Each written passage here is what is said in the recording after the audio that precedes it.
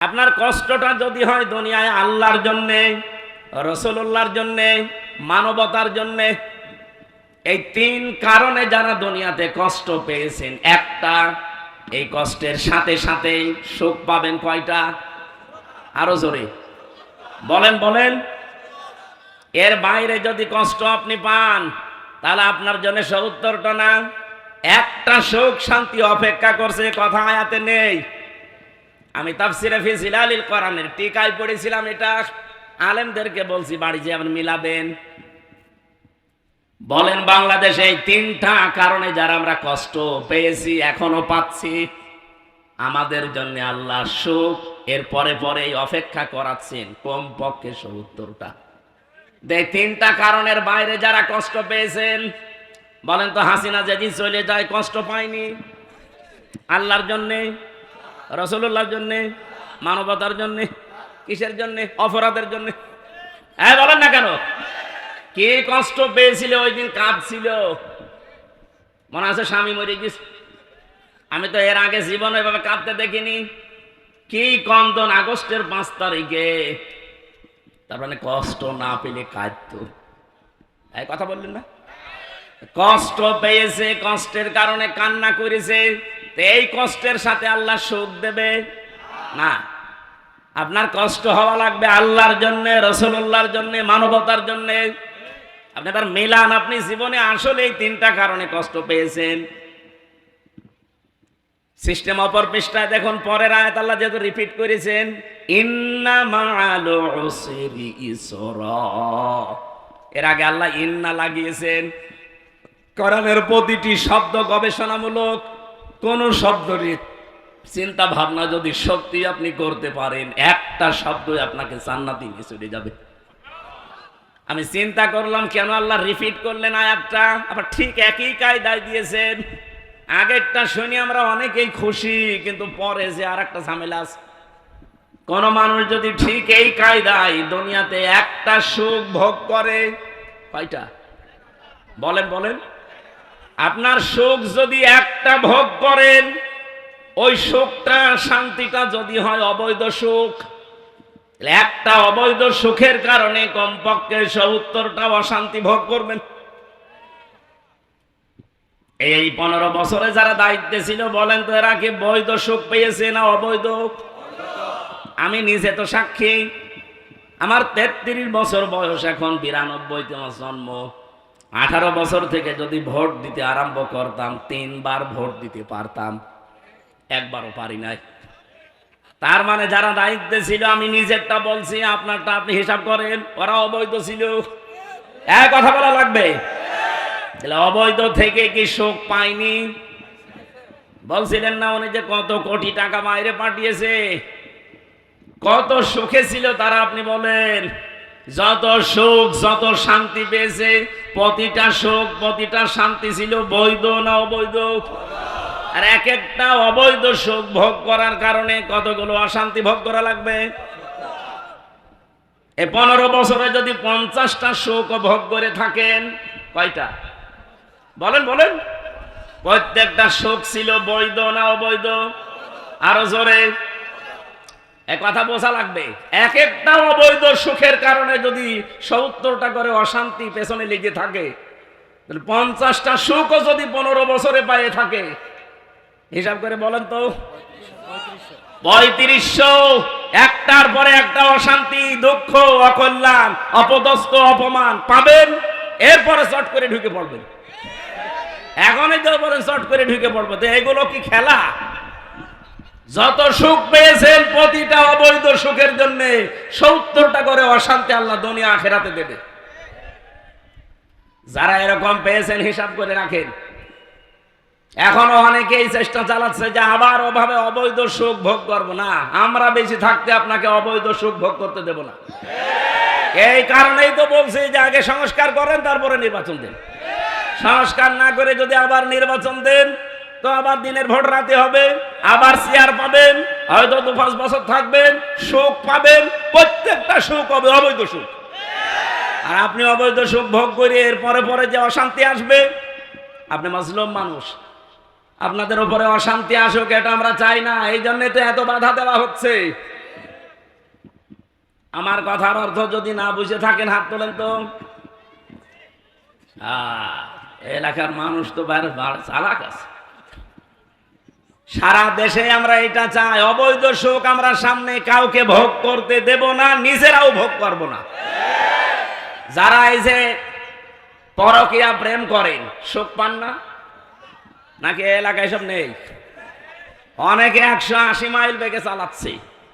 যারা এই লাইনে আছেন, এই সুখ এই শান্তি যদি একটা অবৈধ সুখ পান, কয়টা অশান্তি আসবে দুনিয়ায়? সুতরাং এরকম লাইনে যারা আছেন, মা বোনেরাও যদি থাকেন, এক্ষুনি ওই মোবাইল নাম্বার ডিলিট করে দিন যে আমি এই অবৈধ সুখে আর নেই। যারা রাজি আছেন হাত তোলেন তো। আরে আল্লাহ, দাঁড়িয়ে এলাম মানুষ, কার সাথে লাইন আছে না? আমি হাসির জন্য বলি নাই। আপনারা হাত তুললেন কোন কারণে ভাই? এলাকায় এসব লাইন ঘাট চলছে। যারা অবৈধ কাজে আছেন এই মুহূর্তে থেমে যান। কোন কারণে আপনি অন্যের স্ত্রীর সাথে, অন্যের মেয়ের সাথে লাইন করবেন? আপনার নিজের বৈধ স্ত্রী থাকতে আপনার স্ত্রীর ভেতরে যা আছে অন্য মেয়ে লোকের ভেতরে বেশি কিছু আছে? বলেন কোন কারণে অবৈধ কাজ করা লাগবে? বলেন না শান্তি পাই। শান্তি আপনার নিজের আসল বৈধ জায়গায় নেই। অনেকের প্রশ্ন যে বৈধ জায়গায় শান্তি পাওয়া যায় না, কারণ ওরা মন মতো চলে না। এইটা মেয়েদের দোষ। সম্মানিত মা বোনেরা, শুধু নামাজ পড়া, রোজা রাখা, কালো বোরকা পরা ইবাদত না। স্বামী আপনাকে যেই সুরতে দেখতে চায় ঘরের ভেতরে, ওই সুরতে থাকা ইবাদত। আপনার স্বামী যদি মন মানসিকতা এমন হয় যে আপনাকে খোলামেলা দেখতে চাই, থাকবেন খোলামেলা, কোনো অসুবিধা নেই। যদি বলে হাঁটা কাটা ব্লাউজ গায়ে দিলে ভালো লাগে, আপনি তাই গায়ে দেবেন। হযরতে খাদিজাতুল কুবরার জীবনী পড়েছি। জীবনে কোনোদিন এক ওয়াক্ত নামাজ পড়েননি, একটা রোজা রাখেননি, একদিনের জন্য তিনি পর্দায় ছিলেন না। অথচ আল্লাহ নিজে তাকে সালাম দিয়েছে জীবিত অবস্থায়। জান্নাতে ঘর বানিয়ে তার জন্য আল্লাহ পাঠিয়েছে, সুসংবাদ দিয়েছে। পুরা জীবনী তার আমি পড়ে দিয়ে গেছি। এই যে বিধানগুলো তিনি মানেননি কেন? কারণ তার ইন্তেকালের পরে এগুলো সব নাজিল হয়, এই জন্য উনি মানতে পারেননি। কিন্তু আল্লাহ তাকে সালাম দেওয়া, জান্নাতে ঘর বানিয়ে পাঠিয়ে দেওয়া একটা কারণ পেয়েছি। জীবনে কোনোদিন জীবিত অবস্থায় যতদিন সংসারে ছিলেন, একদিনের জন্যও স্বামীর মনে তিনি দুঃখ দেননি, কষ্ট দেননি। আল্লাহ এত খুশি হয়েছিল এই কারণে জান্নাতে ঘর বানিয়ে তার জন্য পাঠিয়ে দিয়েছেন সুসংবাদ, এবং আল্লাহ নিজে সালাম দিয়েছেন। এখানে যারা স্বামী আছেন, মিথ্যা কথা বলবেন না। আল্লাহর দিকে তাকিয়ে বলেন তো, জীবনে কোনোদিন আপনার বউ একদিনের জন্য আপনাকে দুঃখ দেয়নি এরকম একটা স্বামী? হাত বলেন তো। একজনও নেই। সম্মানিত মা বোনেরা, ওখানে দাঁড়িয়ে কি কি দেখছেন? কি আপনার স্বামী দেখেন? হাত তোলে কিনা? একটা স্বামীও হাত তুলতে পারেনি। সভাপতি পারেনি, প্রধান অতিথিও পারেনি, আমিও পারিনি। মিথ্যা কথা বলবো কেন? এটা রেকর্ড হচ্ছে, লাইভ চলছে। ম্যাডাম দেখে, দেখুক, কপালে যা আছে হোক, কিন্তু মিথ্যা কথা বলা যাবে না। সম্মানিত মা বোনেরা, হচ্ছে না। এতগুলো স্বামী বসে আছে, আমরা একটা মানুষও হাত তুলতে পারি নাই। তা আপনি খাদিজার সাথে জান্নাত যাবেন কি করি? একজন বলছে ঠিক, তার মানে মনে হয় ঝামেলায় আছে। না, মা বোনদেরকে আরো উদার হওয়ার জন্য বলছি। সম্মানিত মা বোনেরা, কয়েকদিন আগে আপনারা দেখেছেন শুধু বউ আর শাশুড়ি, এদের এই ছোট মনের কারণে তার স্বামীটা, এই যে পলাশ সাহা এএসপি, মরে গেল। আজ হাজারো পরিবারে এরকম পলাশ সাহা আমরা আছি, মানসিক রোগী হয়ে যাচ্ছি শুধু শাশুড়ি আর বউর এই ছোট মনের কারণে। মনটা ন্যারো মাইন্ডের না করে ব্রড মাইন্ডের করতে পারেন না। কয়দিন থাকবেন দুনিয়ায়? এই ঈদ আসতেছে, ঈদুল আজহা। মাকে যদি কেউ 1000 টাকা দিয়ে শাড়ি কিনে দেয়, স্ত্রীকে 800 টাকা দিয়ে 200 টাকা কম বেশি স্বামীর সাথে কথা বলে না। এরকম ছোট মনের বউ আছে? কার হাত তোলেন তো। একজন। হ্যাঁ, আমি হাসির জন্য বলি না, এটা বাস্তব চলছে। আল্লাহ আমাদের মা বোনদেরকে খাদিজাতুল কুবরার মতো ব্রড মাইন্ডের হওয়ার তৌফিক দেন, বলেন আমিন। হচ্ছে না মা বোনেরা, আমার আফসোস লাগছে আপনাদের জন্যে। শুধু নামাজ পড়ে রোজা রেখে কালো বোরকা পরিয়ে না জীবনও জান্নাত যেতে পারবেন না। স্বামী একটা ফ্যাক্টর। এখন যদি আমার মনে হয় প্রশ্নটা মেয়েরা উল্টো করে করে, হুজুর একটু হাত তোলান তো, যে জীবনে বোর মনে কোনোদিন দুঃখ দেয়নি এরকম স্বামী আছে কিনা? না, নেই। আমরা পারবো না। আমাদেরকে হযরতে আলীর মতো হওয়া দরকার। কথা বলেন ঠিক কিনা? এই জন্য পরকীয়া প্রেমের মতো অবৈধ কাজে যারা শোক পাচ্ছেন, থেমে যান। যে যেখান থেকে আছেন ওই মুহূর্তে এক্ষুনি তওবা করা লাগবে। দেন মোবাইল নাম্বার ডিলিট করে দিন, যে আমার কোনো দরকার নেই, আমি বৈধ সুখ যতটুকু আছে আমি ভোগ করব। তাহলে আমার কথা ছিল, দুনিয়ায় একটা অবৈধ সুখ কেউ ভোগ করলে তার জন্য সাথে সাথে অশান্তি দুঃখ ভোগ করা লাগবে কয়টা? আমি যে হাদিস পড়েছিলাম মুসলিম শরীফের, বিশ্বনবী জানিয়েছেন, মানিদ্দাআ মা লাইসা লাহু ফালাইসা মিন্না ওয়ালিয়াতাবাওয়া মাকআদাহু মিনান নার। এই পৃথিবীতে কোনো মানুষ যদি নিজের না কিন্তু সেই জিনিস নিজের দাবি করে, এদিকে তাকান, যেই জিনিস আপনার না ওই জিনিস যদি আপনি দাবি করেন, এক নাম্বার শাস্তি আপনার জন্য ফালাইসা মিন্না, ওই দিন থেকে আপনি আর নবীর উম্মত নেই। দুই নম্বরে ওয়ালিয়াতাবাওয়া মাকআদাহু মিনান নার, আপনি যেন জাহান্নামে নিজের একটা স্থান তৈরি করে নিলেন। আমি হাদিসটা পড়ার পরে বাংলাদেশের সাথে মিলিয়েছি। আগস্টের 5 তারিখের আগেও ছিল, আগস্টের 5 তারিখের পরে বহু মানুষ অলরেডি আল্লাহর নবীর উম্মত থেকে খারিজ হয়ে গেছে। যে জিনিস যার না সেটা নিজে দখল করে বাবা শাহজালাল সব হালাল করে নিচ্ছেন। টাঙ্গাইল জেলায় হয়তো এগুলো শুরু হয়নি। কি বলেন? যে জিনিস আপনার না আপনি দখল করতে পারেন না, যদি এরকম কেউ করে থাকেন ফেরত দেওয়া লাগবে। এই কথা বলেন না কেন? এই চরিত্র দেশে নেই, এখনো চলছে এটা। যেটা যার না ফেরত দিয়ে দেন। জোর করে জবরদস্তি করে দখল করেছেন, চাঁদাবাজি করে দখল করেছেন, যেভাবে ওটাকে ফেরত দিয়ে দেন, নয়তো আপনি নবীর উম্মত আর নেই। বলেন, নবীর উম্মত যদি কেউ না থাকে, ওর নামাজ রোজা কিছু হচ্ছে? আর ও যদি মরে যায় আমির হামজা না কাবার ইমাম দিয়ে এসেও যদি বলেন বিসমিল্লাহি ওয়া আলা মিল্লাতি রাসূলিল্লাহ, পুরা মিথ্যা কথা। না, আপনি আল্লাহর নামেও নেই, রসুলের দলেও নেই, এই মিথ্যা কথা আমরা বলবো কেন? এই জন্য আমরা চাই যার জিনিস দখল করেছেন, চাঁদাবাজি করে হোক, চুরি করে হোক, ডাকাতি করে হোক, ফেরত দিয়ে দেন।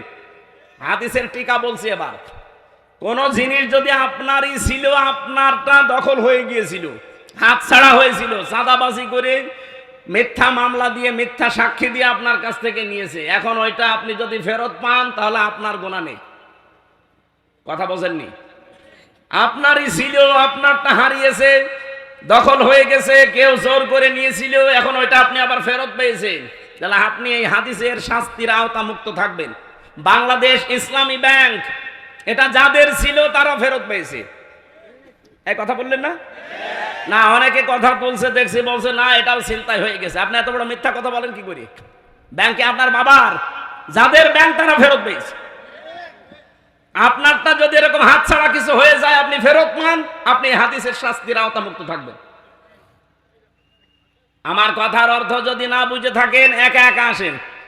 আপনার আর কোরআন শরীফ বুখারী শরীফ দিয়ে হবে না, বাকারি লাগবে। এত সহজ বাংলায় বলার পরও খালি নিজের দিকে টানেন। মানে যেই জিনিস আপনারই ছিল কিন্তু হাত ছাড়া হয়ে গিয়েছিল, ওইটা আপনি আবার ফেরত পেয়েছেন। ইসলামী ব্যাংক ঠিক ওইটাই।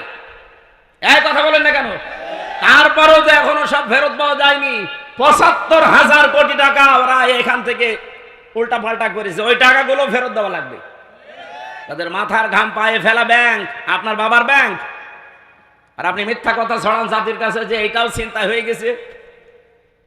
আপনারটা যদি এরকম কিছু হয়ে থাকে 15 বছরে, আপনার দোকান কেউ দখল করেছিল, আপনার জমি কেউ কেড়ে নিয়েছিল, ওটা ফেরত পেয়েছেন, ফেরত নেন, অসুবিধা নেই। আমার মনে হয় আপনি হাদিসের অর্থ বুঝেছেন। এরপরও যদি না বোঝার ভান করে থাকেন, আমার অন্তত কিছু করার নেই। কে কথা বলেন না কেন? আমার এই আয়াতের মূল কথা ছিল, একটা অবৈধ সুখ ভোগ করলে ৭০টা অশান্তি একটার পর একটা আসতেই থাকবে। তা আমি জেনে শুনে আপনাকে আবার অবৈধ সুখ ভোগ করাবো মানে? আপনি তো পাগলের মতো ছুটতেছেন যে না যেভাবেই হোক আমি আবার চাই, যেভাবেই হোক আবার চাই বললেই 2732 জন মানুষ জীবন দিয়ে গেল। এটা জীবনের দাম নেই? এরা সংস্কারের জন্য জীবন দিয়েছে, সে সংস্কারই যদি না হয়, আপনি খালি উল্টা পাল্টা চিন্তা করেন। আবু সাইদের জীবনের দাম ছিল না? এক কথা বলেন না কেন? তার মুগ্ধর জীবনের দাম ছিল না? ইয়ামিনের জীবনের দাম ছিল না? রায়হানের জীবনের দাম ছিল না? আপনার জীবন যেমন ভালো লাগে আপনার কাছে, তাদেরও জীবন এরকম দামি ছিল, কিন্তু দেওয়ালে পিঠ থেকে গিয়েছিল। অনার্স মাস্টার্স করার পরে একই ক্লাসে, শুধু দলীয় পরিচয় নেই, এই জন্য তার জায়গা মতো উঠতে দেয় না। এই অফিসার দেশে ছিল কিনা? এইটাই তো দূর করার জন্য তারা জীবন দিয়ে গেল। সেইটা এখনো দূর হয়েছে না। আমরা চাই 1628 জন মানুষ দায়িত্বে ছিল, এই জালেমদেরকে যারা সহযোগিতা করেছে, টিকিয়ে রেখেছে, প্রত্যেকটা জালেম এই সবগুলো চেয়ার থেকে নামান, নিরপেক্ষ মানুষ ওখানে দেন, এরপরে কালকে নির্বাচন দিয়ে দেন। না, এগুলো কিছু না বাবা, কিচ্ছু চাই না, নির্বাচন চাই। নির্বাচন দিয়ে করবো কি? আবার দিনের ভোট রাতে হয়ে যাবে। এক লোক বিয়ে করার পরে বাসার রাতে স্ত্রী ডাক দিয়ে বলছে, স্ত্রীকে এসে দাদি শাশুড়ি বলছে, দেখো ও নাতি বউ, আমি কিন্তু পতি চাই। বউ তো লজ্জায় ডাক দিয়ে বলছে, দাদি আপনি আমার একটু সময় দেবেন না? আপনার নাতি এখনো বাড়ির বাইরে ঘরে আসে না, আর আপনি এখনই পতি চান? শাশুড়ি এসে বলছে, বউ মা আমার কিন্তু নাতি চাই, মা আপনি সময় দেবেন না? ননদার দেবর এসে বলছে, ভাবি কি করবা জানি না, আমাদের কিন্তু ভাতিজা চাই। আচ্ছা ঠিক আছে সময় দাও। স্বামী এবার এসে বলছে, বউ আমার বেবি চাই। ও ঘোমটা ফেলে দিয়ে বলছে, ওই বংশ কি সব পাগলের বংশ? কারো পতি চাই, নাতি চাই, বেবি চাই, কারো ভাতিজা চাই, তেমন সময় দেবেন না? 10 মাস 10 দিন সময় দেন, এরপরে বাকি কাজ কারবার ঠিক হোক। কিছুই নেই, এসে আপনি বসে পড়লেন আর সব চাই আমি কি ডাউনলোড করে নিয়ে আসবো? ঠিক আমাদের অবস্থা এখন এই পর্যায়ে আছি, আমরা কিচ্ছু চাই না। বাবা কি চাও? নির্বাচন চাই। আরে নির্বাচন তো আমরাও চাই, তা আপনি আবার ওদের দিয়ে নির্বাচন করাবেন? ওই 1628 জন মানুষই আছে, টাঙ্গাইলটা কুষ্টিয়ায়, কুষ্টিয়ারটা কুমারখালী, এই গেছি। তাহলে মাল তো সব একই আছে, এক কথা বলেন না কেন? আমরা তো এইটাই চাচ্ছি যে এই 1628 জন মানুষ পাল্টান, হয় সবগুলো জালেম, নয় জালেমের দোষর। এরা থাকাকালীন আবার হবে, আবার আপনারা অবৈধ সুখ পাবেন। এক একটা অবৈধ সুখের কারণে 70টা করে অশান্তি পাবেন। আমরা তো এটা করতে দিতে চাই না। এই কারণে আজকের তেলাওয়াত কিন্তু আয়াতটা পড়লাম, সূরা আলে ইমরান 104 নম্বর আয়াত। আল্লাহ বলেন, অল তাকুম মিনকুম, তাকিদ দিয়েছেন, অবশ্যই তোমাদের ভেতরে একটা দল থাকতেই হবে। শুধু থাকতে হবে না, থাকতেই হবে। 14টা দল না, মিনকুম উম্মাতুন, এটা একটা দলের কথা, আলিফ লাম দেয়নি, তাহলে দলটি হতো। আল্লাহ বলেন উম্মাতুন মানে একটা দল, মাস্ট বি, তোমাদের ভেতরে একটা দল থাকতেই হবে। কি করবে সেই দলের মানুষেরা? ইয়াদউনা ইলাল খায়র, তারা ভালো কাজে ডাকবে। এখন ভালো কাজ কি? বাংলাদেশে তো এই শব্দটা নিয়ে ভেজাল আছে। ভালো কাজ আমরা মনে করি মসজিদে আসেন, একটু সেজদা দেন, জীবন চিল্লায় চলে যায়, চলেন, ভালো কাজ হয়ে গেল না। পীর সাহেবের দরবারের দিকে হাজারো মানুষ আমরা ডাকছি। এদেশে যারা একামতে দিন দায়িত্ব পালন করে, আসেন আপনি এই দলে আসেন, মিছিলে যাই, মিটিং করি, ভালো কাজ। কোনটা ভালো কাজ এ কথা দুনিয়ার মানুষের কাছে নিতে যাবেন, ও নিজের দিকে টেনে নেবে। ভালো কাজ কোনটা এ কথা বলবে কে? বলেন বলেন। এ পৃথিবীতে সবচাইতে ভালো কাজ কোনটা? সূরা সফের ভেতরে আমার আল্লাহ নিজে বর্ণনা দিচ্ছেন, যালিকুম খায়রুল লাকুম। আল্লাহ বলেন এইটাই ভালো কাজ, এইটাই। বলেন বলেন, ভালো কাজ কোনটা? এতটুকু আবার শেষ করেননি। যালিকুম খায়রুল লাকুম, এইটাই ভালো কাজ। ইন কুনতুম তা'লামুন, যদি বুঝে থাকো। কি বুঝিয়েছেন আল্লাহ? এর আগের শব্দগুলো জান। হাল আদুল্লুকুম আলা তিজারাতিন তুনজিকুম মিন আযাবিন আলীম। আমি কেমন একটা ব্যবসার দালালাত করব। দালালাত মানে ইঙ্গিত দেওয়া, দালালাত মানে জানিয়ে দেওয়া, দালালাত মানে ঘোষণা দেওয়া। আল্লাহ পাক বলেন আমি কি এমন একটা ব্যবসার কথা জানাবো যেটা করলে জাহান্নামে যাওয়া লাগবে না। তো উমিনুনা বিল্লাহি ওয়া রাসূলিহি ওয়া তুজাহিদুনা ফি সাবিলিল্লাহ বিআমওয়ালিকুম ওয়া আনফুসিকুম। আল্লাহর প্রতি ঈমান আনার পর, রাসূলের উপরে ঈমান আনার পর এই দুইটা দাবিকে সামনে নিয়ে জান আর মাল আল্লাহর রাস্তায় জিহাদের মাধ্যমে যারা চেষ্টা চালাবে, জিহাদ মানে কিন্তু শুধু মারামারি করা না, সর্বাত্মক প্রচেষ্টা চালানোর নাম জিহাদ। এই তিনটা মূলধন নিয়ে, পুঁজি নিয়ে যারা এগিয়ে যাবে, আল্লাহ বলেন এইটাই ভালো কাজ। তাহলে পৃথিবীতে যত ভালো কাজ আছে বলেন তো ভালো কাজ কোনটা? এই ব্যাখ্যা দুনিয়ার মানুষের কাছে যাওয়া লাগবে। আল্লাহ বলছেন যারা আমার প্রতি ঈমান আনে, ঈমানের সাথে কোনো শিরিক মিশ্রণ করে না, জুলুম মিশ্রণ করে না, আমার রাসূলের প্রতি ঈমান আনে, তার ওই 63 বছরের জীবনের 23 বছর যারা পঙ্খানো মেনে চলে। বাংলাদেশে বহু মানুষ শুধু রাসূলের 13 বছর মানতে চায়। ওই যে মক্কার জীবনে মার খেয়েছে, কিন্তু মদিনার জীবনে যে 10 বছর তিনি রাষ্ট্রপতি ছিলেন, এইটার কথা বলতে গেলেই বলে এটা দুনিয়ার কাজ, এটা রাজনীতি। এরকম মানুষ দেশে নেই? বলেন বলেন। রাসূলুল্লাহকে মানতে হলে শুধু 13 বছর মানলে হবে না, 23 বছরই মানা লাগবে। আমরা ওইটা চাই।